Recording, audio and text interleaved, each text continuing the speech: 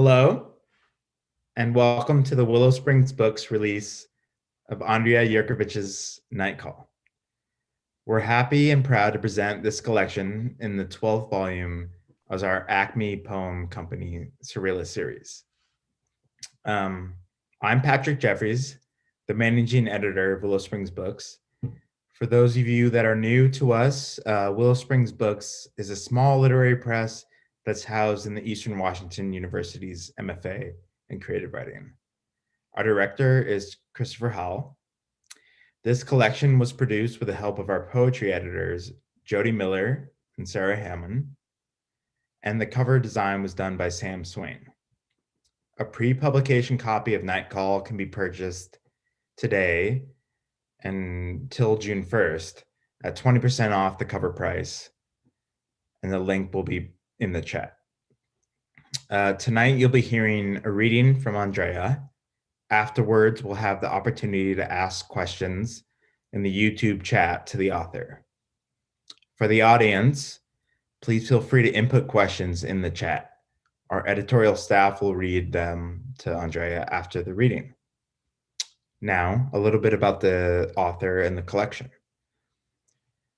Andrea Jurjević was raised in Croatia in the former Yugoslavia before emigrating to the United States.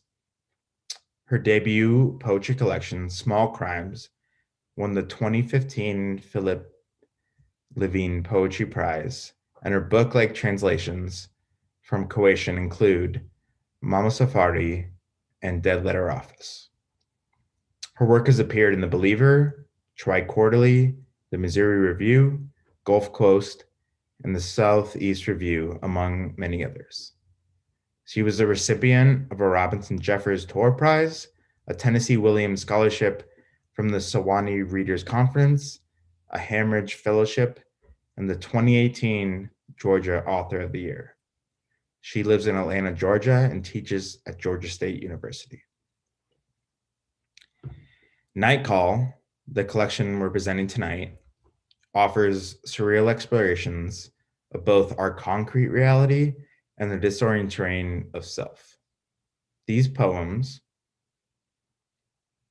traverse a gritty landscape of memory, love, sorrow, and sex with unswerving honesty and stunning imagery.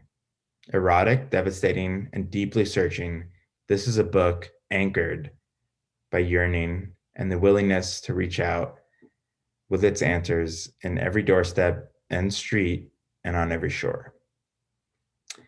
Sandra Meek blurbed the collection and said, erotic, at sometimes surreal, these poems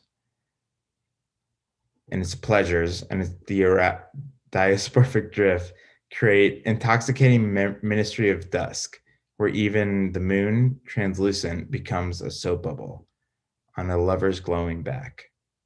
In the nocturnal, pulsing worlds of Nightcall, Jurjević reminds us we are all the author and haunt our own dreams. Now, please join me in welcoming our author, Andrea Jurjević.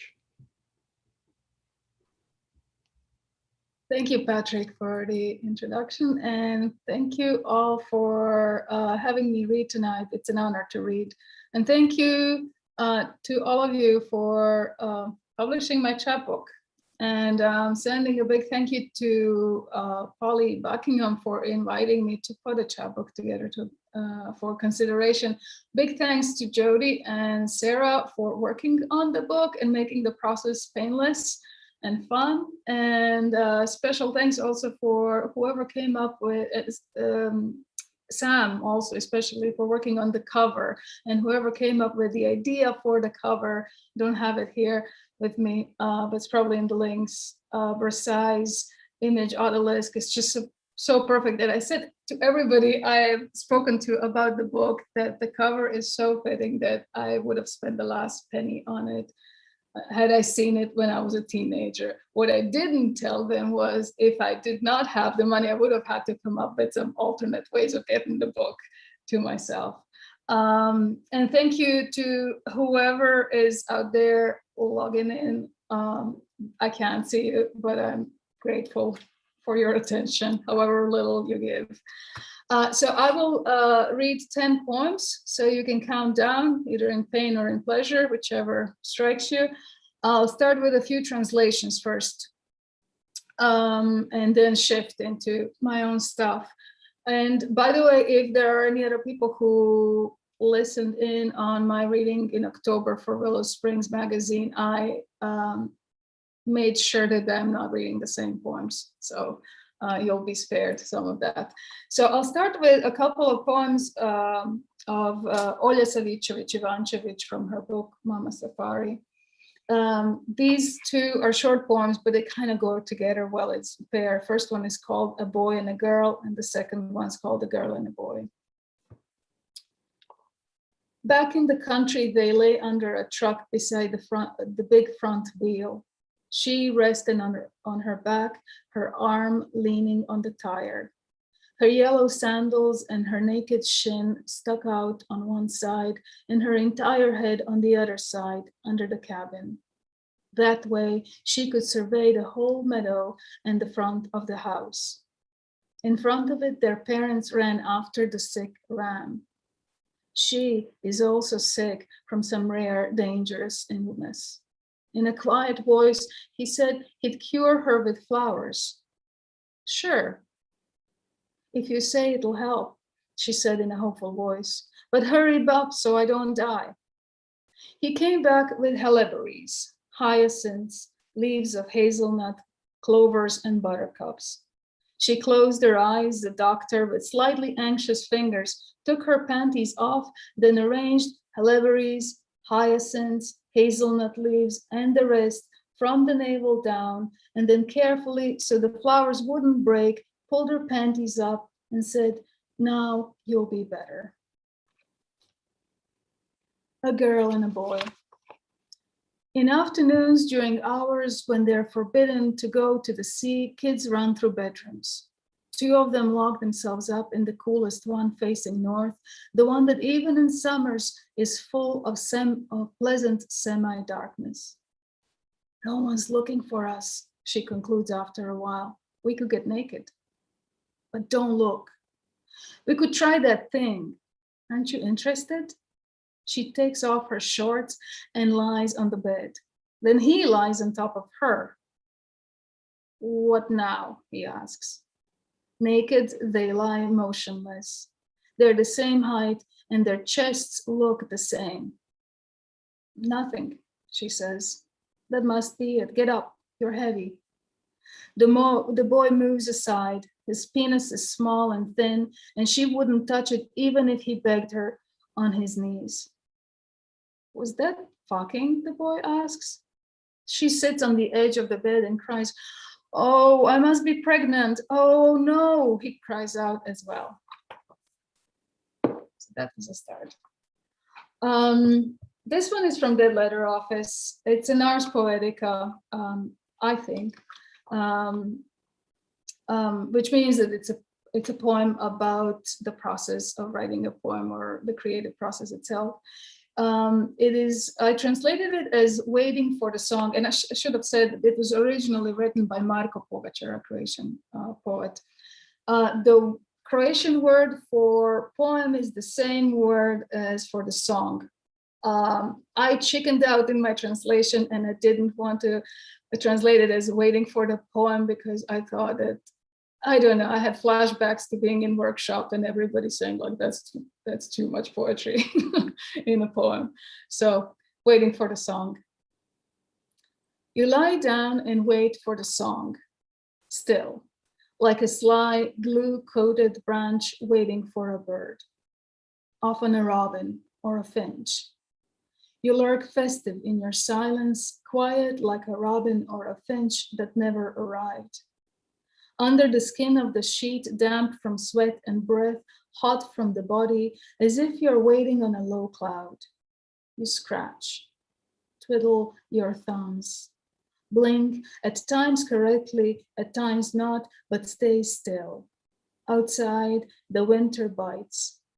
Blood freezes, skin tightens the back, the wind belts and branches of oaks scrape the rapids in the fog of windows. That's all you hear and see. You know between you and the world stands the glass, that nothing can land on you.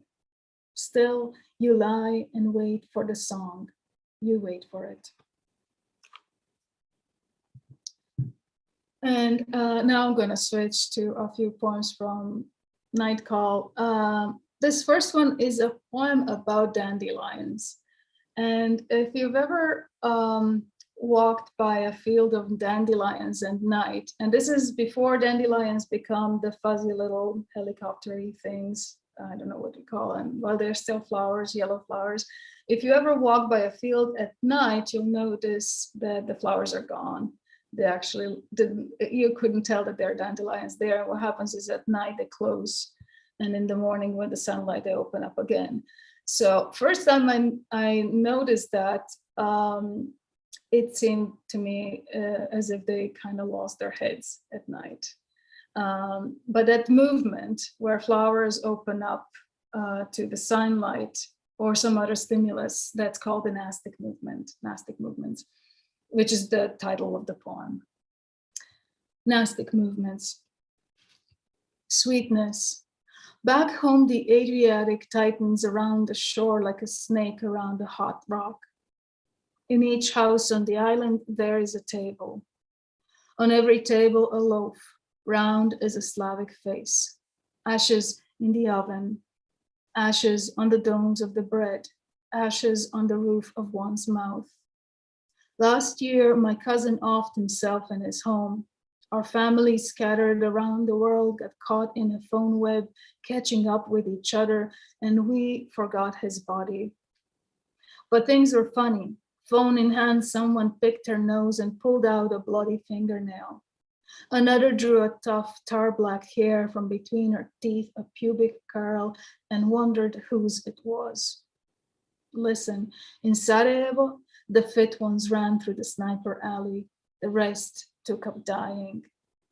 Longing is a trick, baby. Go inside a rock, a ringtone, the red coal of my tongue, and you will only taste yourself. Babe, keep the curtains parted. See the moon tossing her long white hair across the ocean.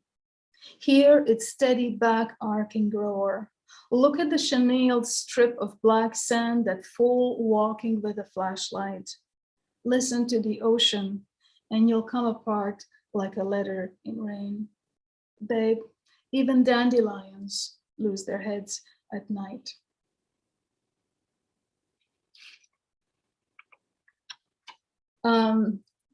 Thank you.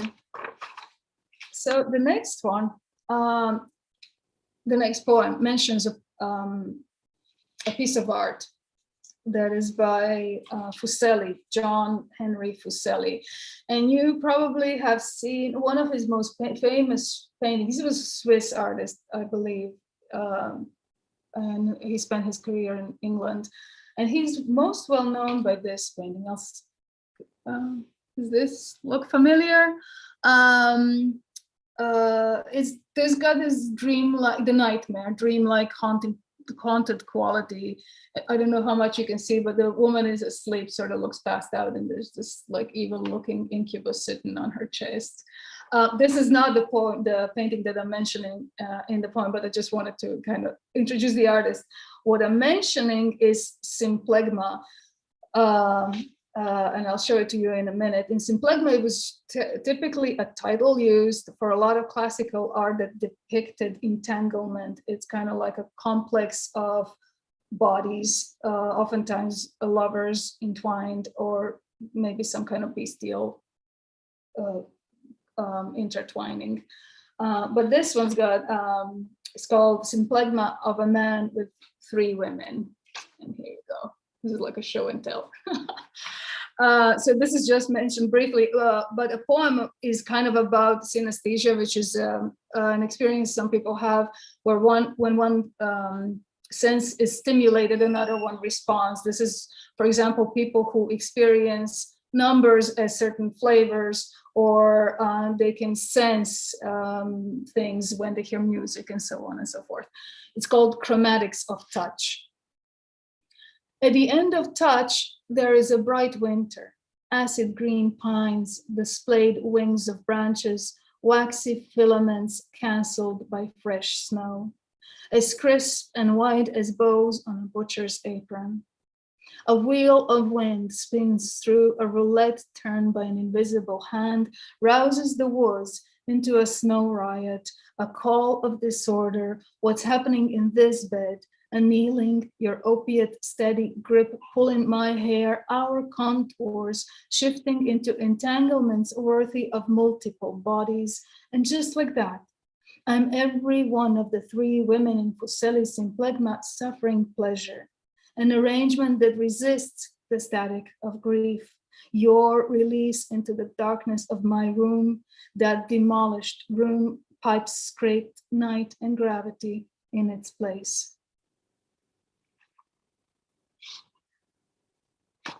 Please forgive me, I've got another painting to show. This one, I know you're familiar with this one. You've seen it probably a bunch of times.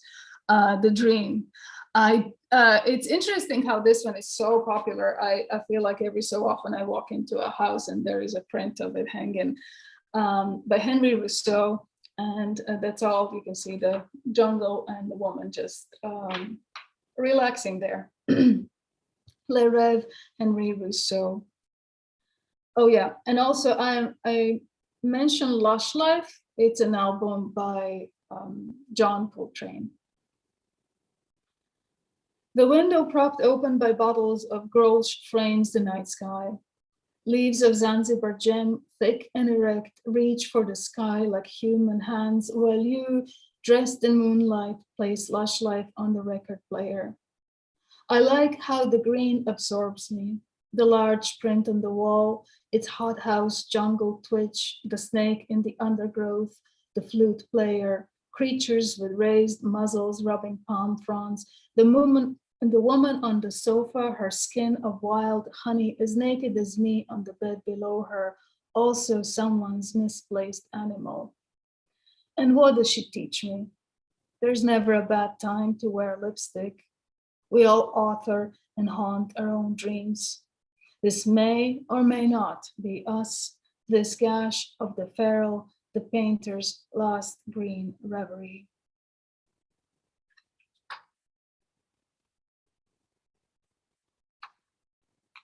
Thank you. I know this poem sounds a little bit unhappy, but I don't know why. It just makes me feel so happy. There's a couple of images here that always pick me up, so indulge me. The post-socialist palimpsest of your body. Your uterus rots at a hospital dump. The keys on the dress spread like legs. The boots by the bed are a ghost town. You wear this rental house, the government of its bones, like a good foreigner.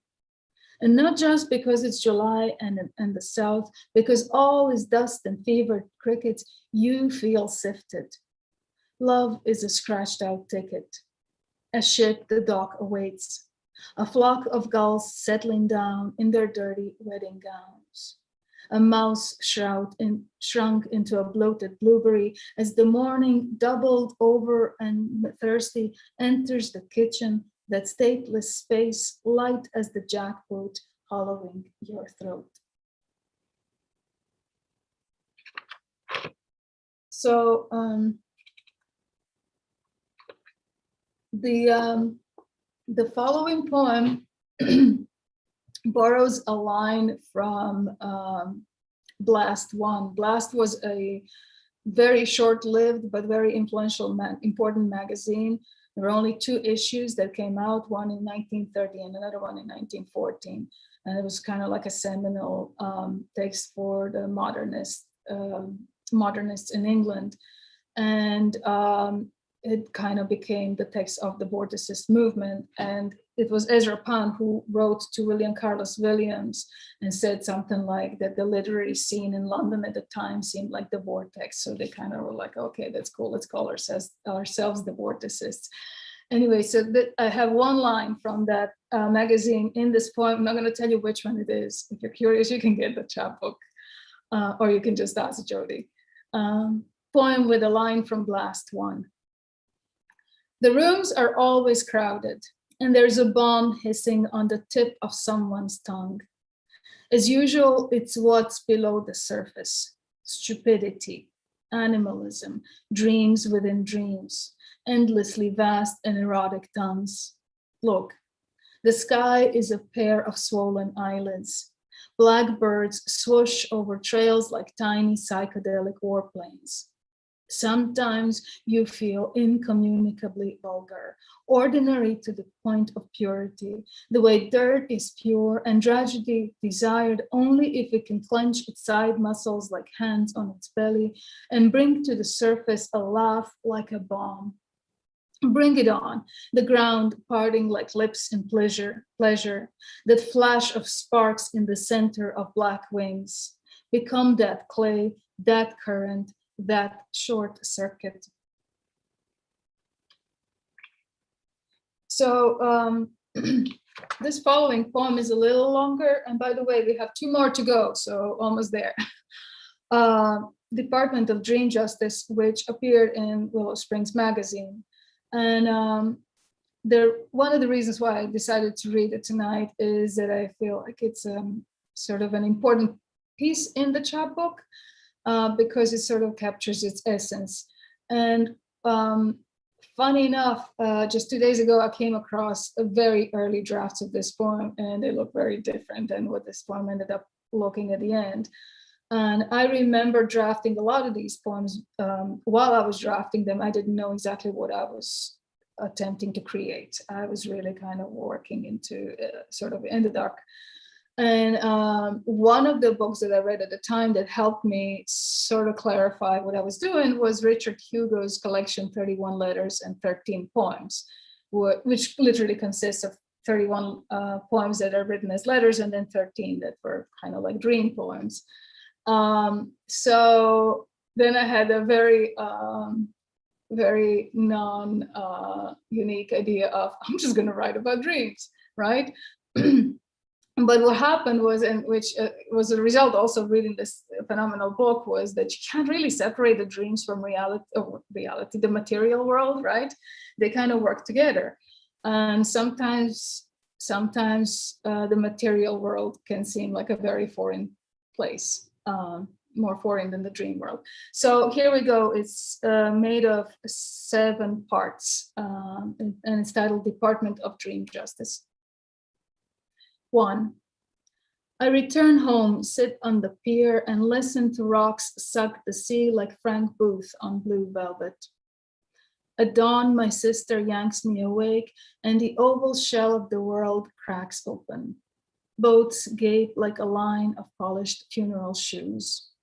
A cortege of animals gallops fluently by our house, their muscular architecture covered with lush white wool. The garden beds are dry, laundry lines bare. Sister says, come back soon.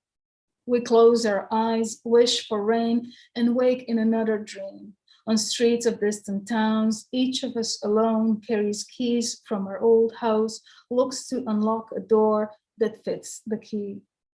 2.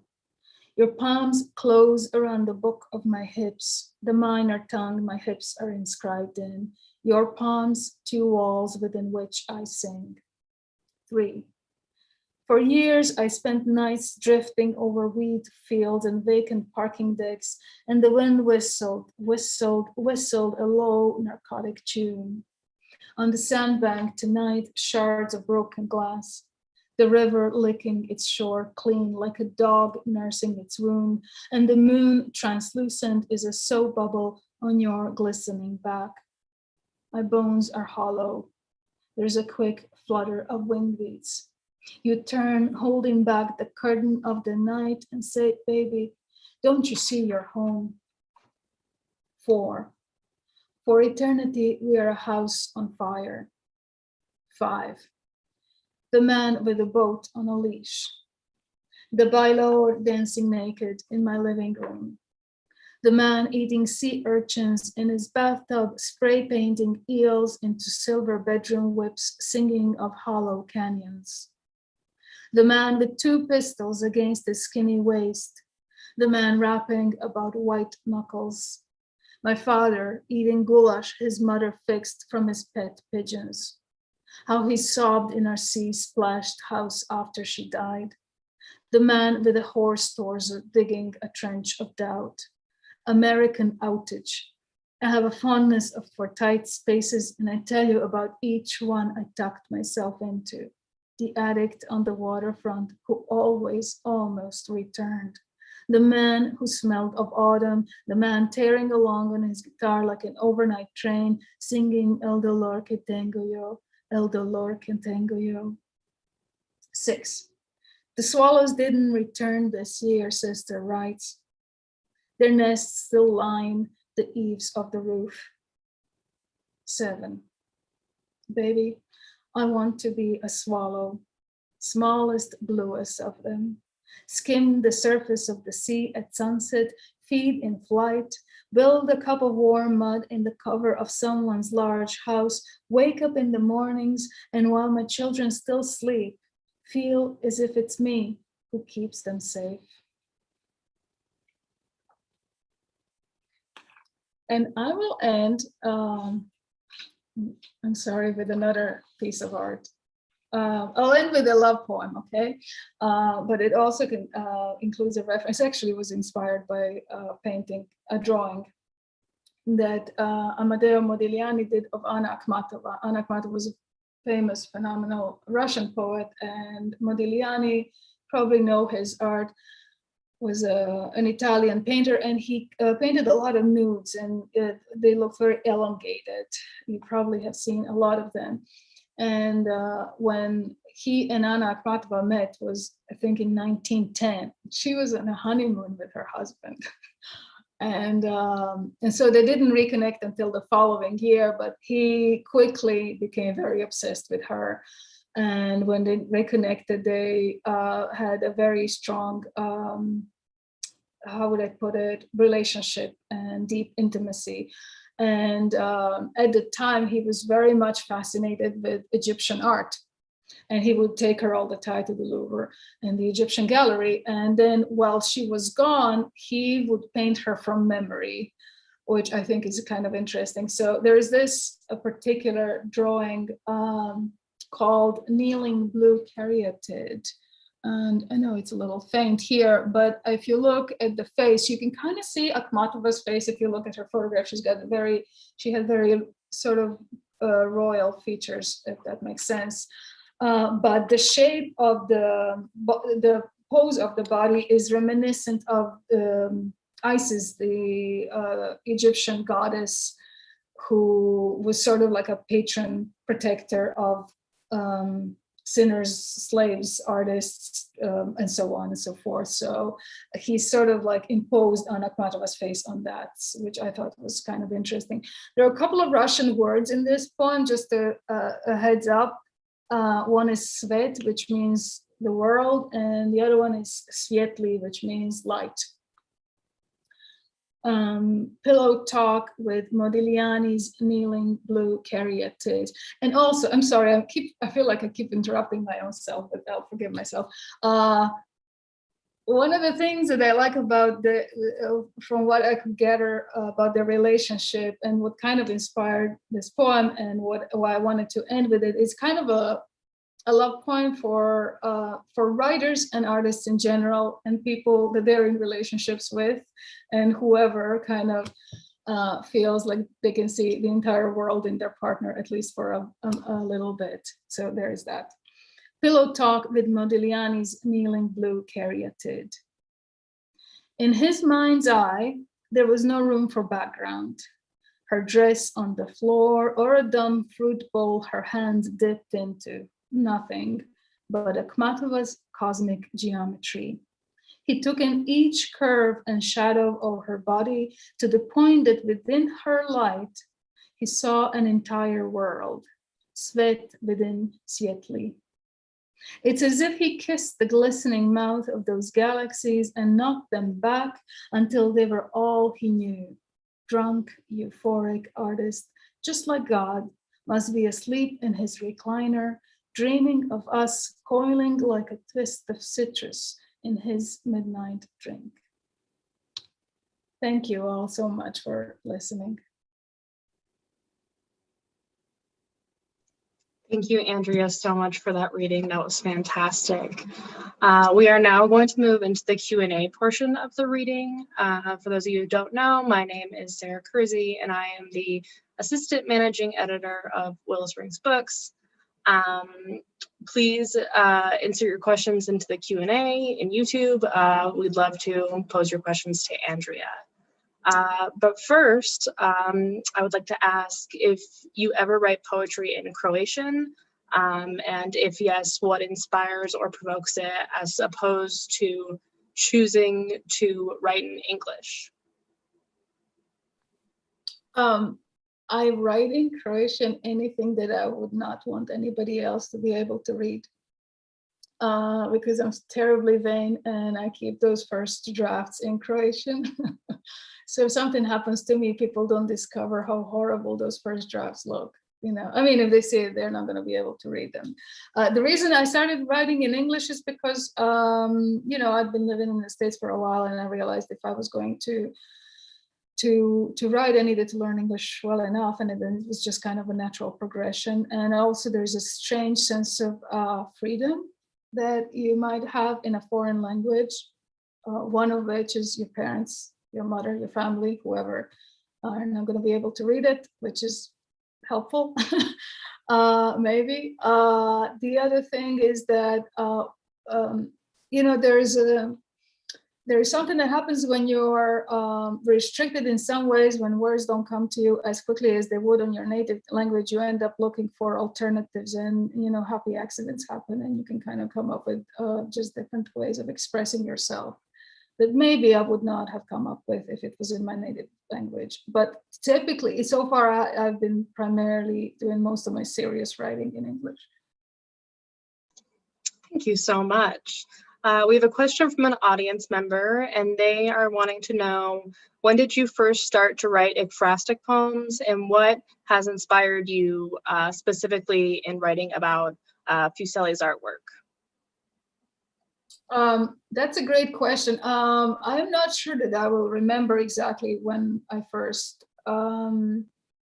was moved by a piece of art to write about it. But I do know that there was a period in my life where I painted a lot, and I liked the way that visual images speak directly to people. They seem to be speaking to us in a way that is faster, more elemental than language does, right? In other words, we could all look at the same image. I mean, depending on our backgrounds and cultural context and all of that stuff, but we can kind of experience it faster than obviously language allows us. So I think that maybe I have a little bit more of I'm a little more attuned to the visual world and look for images. What tended to get into my poems before actual paintings, and it still does, is music oftentimes. So it doesn't have to be visual art, it can also be music as well. You know, I mean, I don't see how it's different than anything else that might inspire you. Go for a walk, you see, I know nature can be inspiring, people can be inspiring, any object can be inspiring if you look at it in a different way, and the same with art. Thank you. Some of your poems, like Nastic Movements that you read earlier tonight, for example, read almost as prose. When you write, do you often keep meter or page design in mind? I change it and I play with it, and I mess around with it as much as possible. I don't, how would I say, I tend to write in lines and then, but change them. I have recently, over the last couple of years, became much more suspicious of my own line breaks, and line breaks in general. They just seem, all of a sudden, they started looking to me contrived or arbitrary, and I kind of wanted to not lose the music, but not look too pretentious on the page. Not to say that line breaks look pretentious, but there was something about my line breaks that was just bothering me, that I wanted to open them up a little bit more. if that makes sense. But it doesn't work with every poem, so I try different things with different poems and see what works best. Thank you. And also, if I can interrupt, also, I think that maybe translating this book, Mama Safari, this was all prose poems, kind of had a big influence on me. It made me question some of my own decisions and choices. So there's that as well. Thank you. The next question is, I learned so much from your show and tell segments tonight. How do you determine how much of your writing to explain to your readers in your poetry and how much they have to figure out on their own? I don't.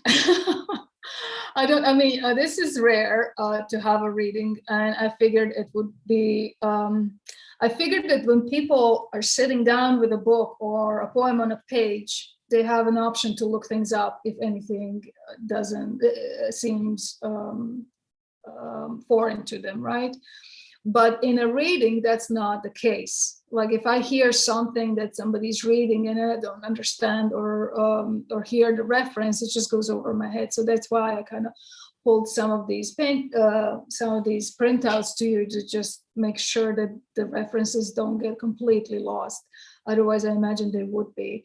But you know, honestly, I feel like a good poem will have, hopefully, would be so rich that every time you read it, you discover a little something else in it. It should not be exhausted at the first reading, if that makes sense. But also, it should not be so alienating that you don't want to go back to it either. So that's my kind of non-answer, maybe. Thank you so much. Something future readers of Nightcall have to look forward to is this pervasive theme of moon imagery. I was wondering if you could talk more about what drew you to this specific imagery. I am not exactly sure why the moon, and I'm afraid I'm not the only one. Poets do seem to be moved by the moon a lot. It just worked itself in. But I think before the moon, it had to do more with the shadow in general as a concept, the night, exploring what is not obvious and what is not illuminated. And the moon is just such a versatile image. And I love that about it. But I would be lying if I was to try to come up with some kind of really smart intellectual way. Like the reason I use the moon, I really don't know. It just swims up in there. And if I don't hate it, I leave it there. Thank you so much. I really love that honesty. I was wondering, the moon aside, do you have any specific writers or poems that have been foundational to you in your poetry career? I think this will be our last question for the evening. Okay. Many of them, of course, but some that I liked an awful lot that have been really that have stayed with me and that I keep going back to when I feel a little bit lost is Linda Hull, C.D. Wright, especially her early work, Dennis Johnson, his poetry. I also very much like Diane Seuss as far as the contemporary poets go. But I read a lot, and I read fiction, and I read nonfiction, and I read in Croatian as well. And I think that, all the literature that I read equally makes its way into my poetry, not just poetry. It's not just the poets that influence me, it's other writers and musicians as well. So all of that stuff sort of makes like this kind of inspirational sort of soup or something, or maybe just static in here, I don't know.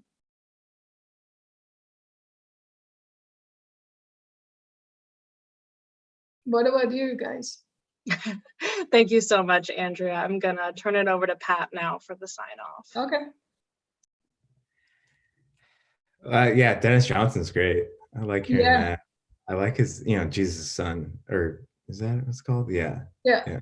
Destroyed. Well, have you read his poetry? No, I'm Oh my God, it is phenomenal. Yeah, absolutely phenomenal poetry. Okay. Seriously. I'm Yeah. excited to pick it out. All right, we're gonna end this. Thank you everyone for coming. I hope I can't really see the YouTube. This whole thing's weird, but there should be a link in the YouTube with the pre-order of Andrea's book. And Andrea, thank you so much for coming and reading. You're amazing. Thank you. Thank you, Pat, Sarah, Jody, Luke, Sarah, and Chris. Yeah. Okay, we're gonna end it. Thank you everybody for seeing this presentation, and please buy her book. I guess. Good night.